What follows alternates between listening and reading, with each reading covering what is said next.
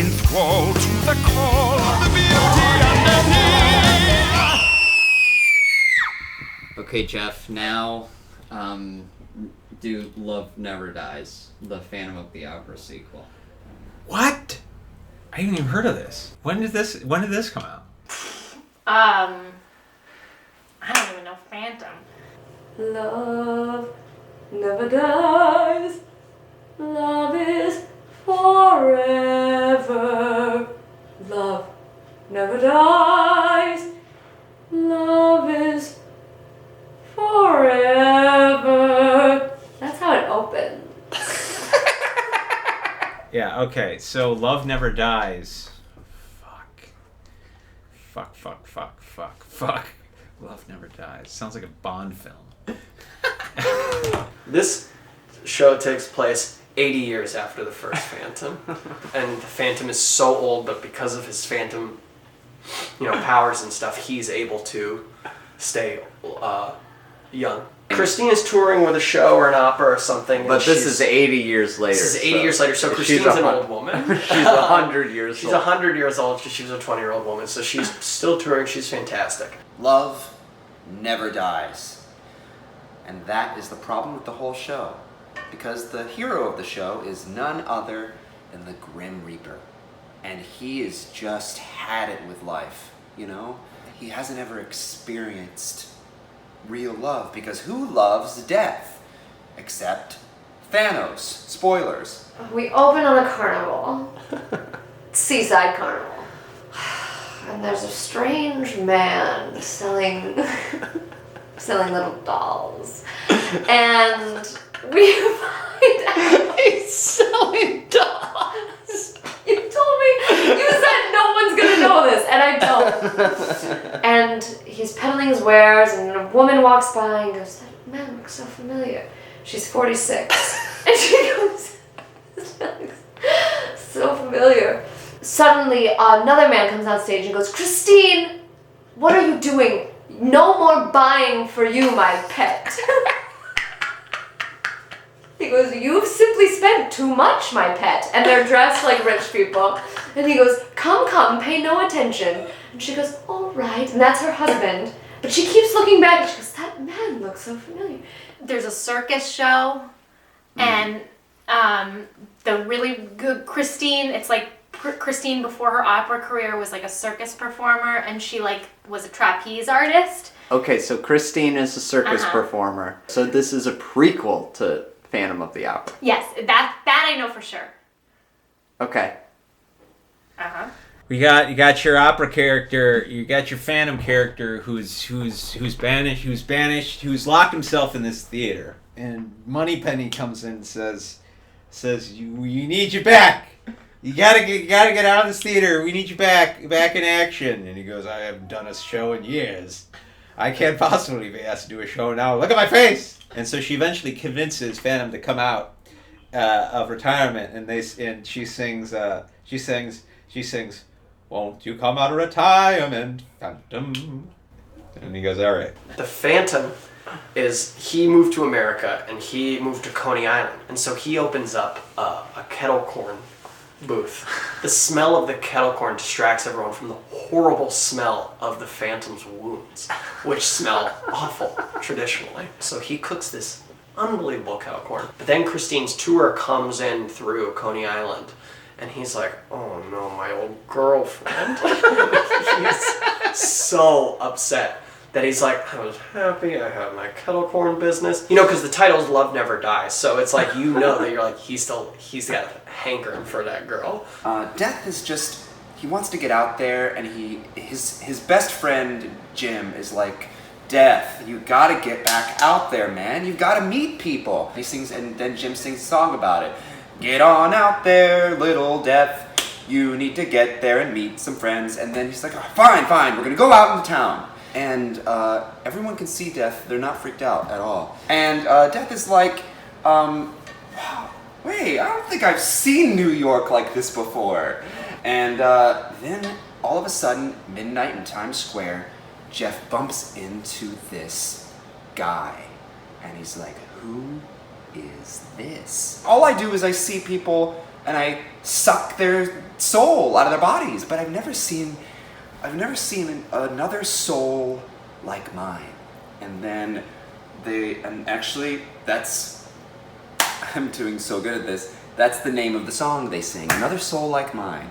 Another soul like mine. And then he's pulled away by his mom who's there. And he's like, come on, Travis, we can't miss our show. And then Death's like, no, wait. So Jim is like, Death, we gotta find this guy.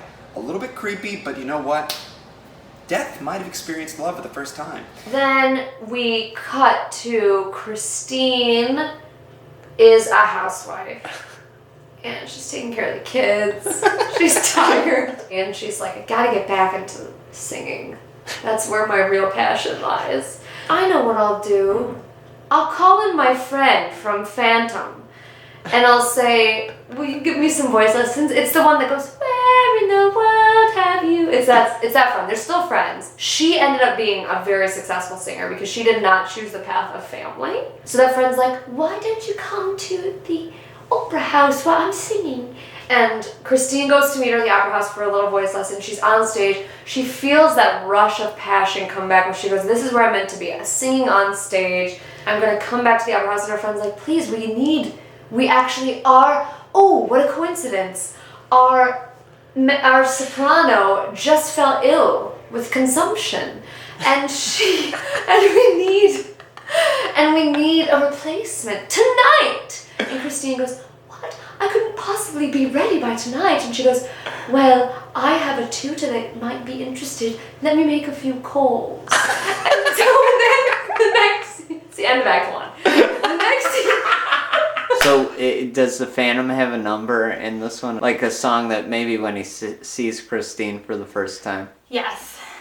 Think of me fondly when we say hello.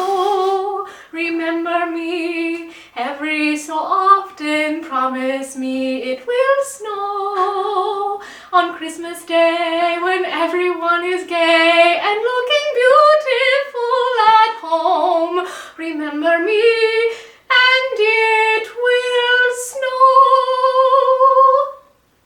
Fractals all around, and then Elsa comes out. Oh, and then there's this beautiful ingenue love interest named